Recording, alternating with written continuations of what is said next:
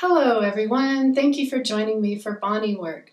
In this video I'm going to discuss two different types of pain, what to do about it, and how to know the difference. It's really important because the two types are good pain and bad pain. And it's so helpful to know if you have good pain, you know that you're getting better, you know that you're healing, you know that whatever is causing the pain is actually helping you. If you have bad pain, that's something you need to stop. Whatever is causing the pain, stop that, because it's not helping, it's not healing, and it actually might be damaging to your body. So good and bad pain. So how do you know the difference? Well, the obvious one is you feel it, but sometimes you may not know. Sometimes you may be in situations where it's unclear whether it's good or bad pain.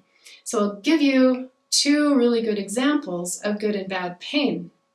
The first one is deep tissue massage, something I have decades of experience with, both receiving and giving. Deep tissue massage is really helpful if your body is used to that form of body work.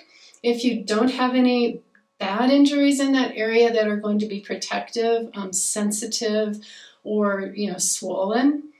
So if all of that is good, if your body is used to it, you've practiced receiving a lot of deep tissue massage, it will still be painful, but it very likely will be good pain. Trigger point therapy is an example too.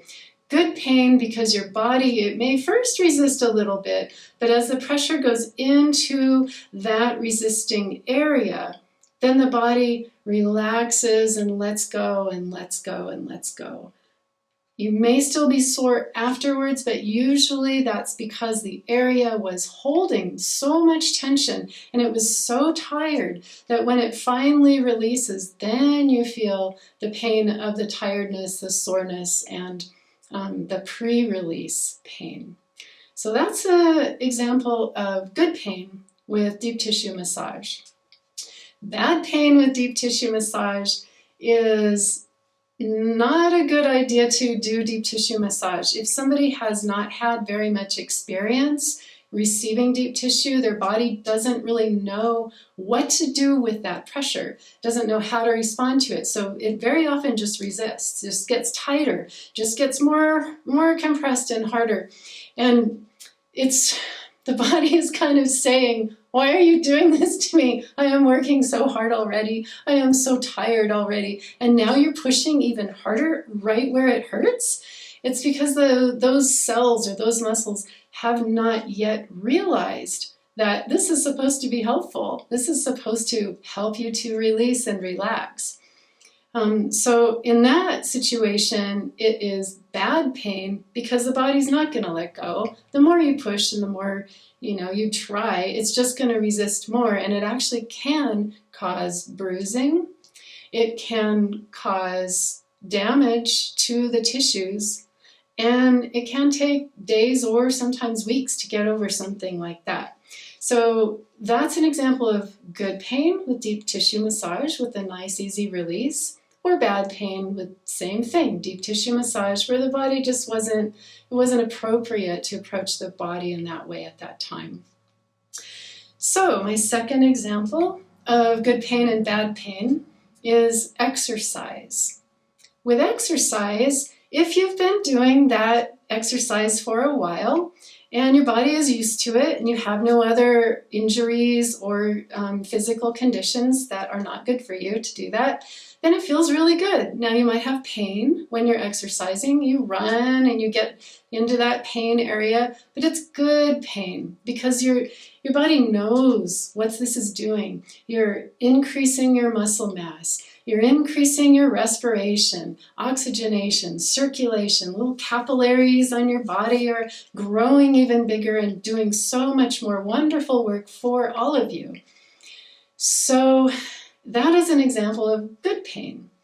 Bad pain is you're not used to it, or you've had an injury, or you got sick, or you're wearing shoes that really hurt your feet, and you continue doing this and it just hurts more and more. That can lead to physical damage. So that is an example of bad pain.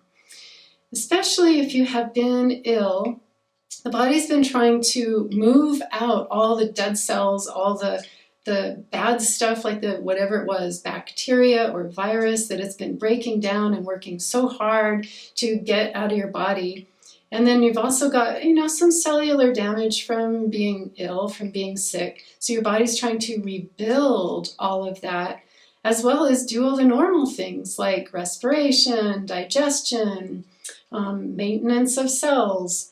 So then you do your regular workout. When you're going through all of that, your body just doesn't have what it takes to do that extra work. So you're going to be extra sore, it's going to hurt, and that is an example of bad pain. Your body is just not ready for that kind of workout. So exercise with good pain, exercise with bad pain. Now another component of good and bad pain that I wanted to bring up is the emotional component of physical pain. Now, emotional good and bad pain, that's a whole other subject for another video. But the emotional component of physical pain is very fascinating because you can have, for example, fear of pain or memory of pain and not actually have bad pain in your body or even good pain. But the memory and that emotional component of fear of that bad pain can cause you to have a bad pain. And then that can cause damage. So this is really interesting. If you have had an injury, for example, my back had a really bad injury probably about 25 years ago. I was unable to stand up straight or sit without excruciating pain.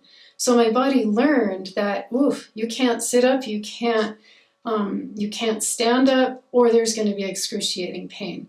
So I did heal with wonderful massage and wonderful exercise.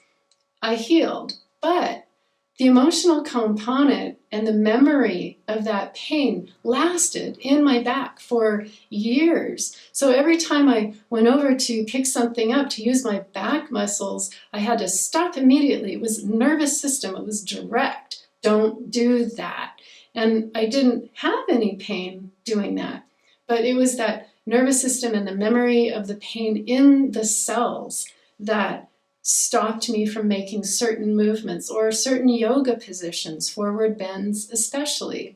I had to be very careful about doing those because when you have memory of pain or fear of pain, you tighten up in a certain way in that certain old injury place, and it can, again, pull things out just because of that nervous system response. So memory and fear of pain is also a very important component of bad pain or good versus bad pain. So I hope that you have found this video interesting and that it is helpful to you. And go ahead and pass it on to another friend that you think it might be helpful for. Do some good pain and bad pain checking out as you run through your day, go through your day, and give me a comment below on what you notice and what feels important to you to describe. I would love to read that. Thank you for joining me on Bonnie Work for this video, and subscribe if you would like to be notified of more videos that come out. Take care, and I wish you a good, pain-free life.